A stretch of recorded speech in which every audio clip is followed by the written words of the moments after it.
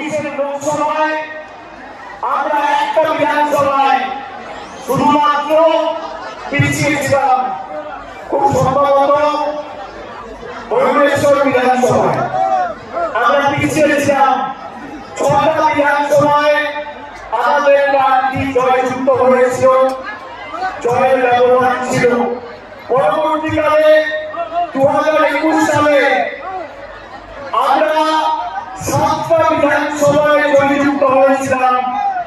আমি আজকে নানুরের মায়েদের ভাইদের অনুরোধ করব যে 2011 আগে সিপিএম এর যে অপশাসন, সিপিএম এর যে চোখরাঙানি, সিপিএম এর যে সন্ত্রাস, হারবান বাহিনীদের দাপাদাপি, আপনারা চোখরাঙানিকে উপেক্ষা করে 2011 সালে পরিবর্তন এনেছে।